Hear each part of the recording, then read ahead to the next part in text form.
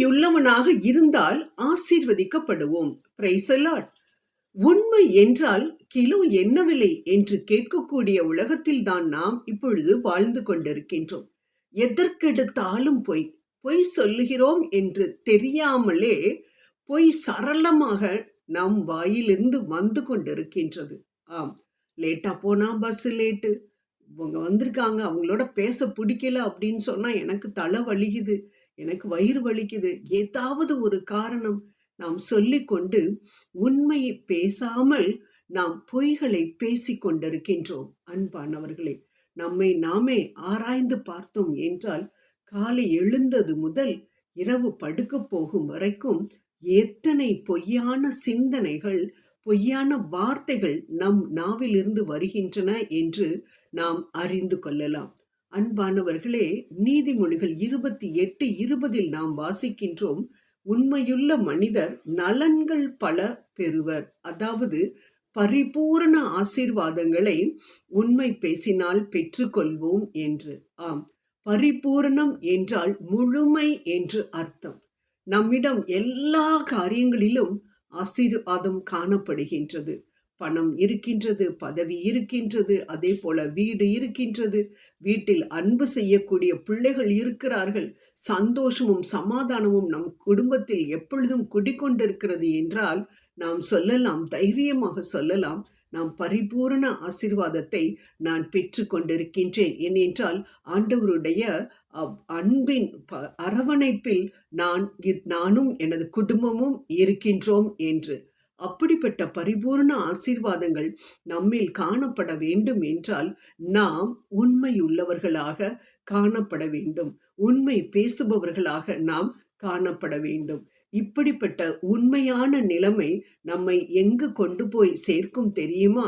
உயர்ந்த இடத்திற்கு நம்மை கொண்டு போய் வைக்கும் என்று நம் அன்பர் இயேசு சொல்லுகின்றார். சிறு சிறு விஷயத்திலும் நீ உண்மையுள்ளவனாய் இருந்தாய் என்றால் உன்னை பெரிய காரியங்களுக்கு அதிபதியாக வைப்பேன் என்று சொல்லக்கூடிய வாக்குமாறா தெய்வம் நிச்சயம் நம்மை உயர்த்துவார். புழுதியில் இருந்து நம்மை உயர்த்துவார். ஏன்? நாம் உண்மை செய்கின்றோம். தாவீது உண்மையுள்ளவராக இருந்ததாகையால் அவரை உயர்த்தினார். எப்படி உயர்த்தினார்? ஆடு மாடுகளை மேய்த்து கொண்டிருந்த அவரை பெரிய நாட்டின் அதிபதியாக, ராஜாவாக மாற்றினார். அவரது மகன் சந்ததி முழுவதும் ஆசீர்வதிக்கப்பட்டதாகவும் அந்த சந்ததியிலேயே தான் வந்து பிறப்பதற்கு ஏற்றவாறு அவரை உயர்த்தியதாகவும் நாம் பார்க்கின்றோம். ஏனென்றால் அவர் உண்மையுள்ளவராக இருந்தார். உண்மையுள்ளவர்களாக இருந்த அநேக மனிதர்களை அவர் உயர்த்தியதை நாம் விவிலியத்தில் பார்க்கின்றோம். யோசேப்பு உண்மையுள்ளவராக இருந்தார், அவரும் உயர்த்தப்பட்டார். அது மாதிரி அன்பானவர்களே, நாமும் எப்பொழுதும் ஆண்டவருக்கு முன்பாக உண்மை உள்ளவர்களாக நாம் காணப்பட்டோம் என்றால் நமது ஆசீர்வாதங்கள் நிச்சயம் நாம் கேட்காமலே நம்மை வந்து சேரும் என்பதில் சந்தேகமே இல்லை. அன்பானவர்களே, நமது குடும்பத்தில், நம் வாழ்க்கையில் ஆசீர்வாதங்கள் சரிந்து கொண்டு வருகின்றன, அதாவது குறைந்து கொண்டு வருகின்றன என்று நாம் கண்டோம் என்றால் உடனே நாம் நம்மை ஆராய்ந்து பார்க்க வேண்டும். எந்த விஷயத்தில் நான் உண்மையற்றவனாக காணப்படுகின்றேன்? வீட்டில் உண்மையற்றவனாக காணப்படுகின்றேனா? அல்லது வேலை பார்க்கும் இடத்தில் நான் உண்மையற்றவனாக காணப்படுகின்றேனா? சமுதாயத்தில் எப்படி இருக்கின்றேன் என்பதெல்லாம் ஆராய்ந்து பார்க்கக்கூடிய சூழ்நிலையில் இருக்கின்றோம். ஏனென்றால் சரிந்து வரும் நன்மைகள் ஒரு காய்ச்சலை காட்டக்கூடிய தெர்மாமீட்டரை போல காணப்படுகின்றது. ஆம், எவ்வாறு அது துல்லியமாக நமது காய்ச்சலை காட்டுகின்றதோ அதே போல நமது உண்மையற்ற நிலைமை நமது சரிந்து வரும் நன்மைகளுக்கு ஆசீர்வாதங்களை நாம் பெற்றுக்கொள்ளாமல் இருப்பதற்குரிய காரணம் என்பதை அது நமக்கு துல்லியமாக காட்டுகின்றதாக நாம் அறிந்து கொள்ளலாம்.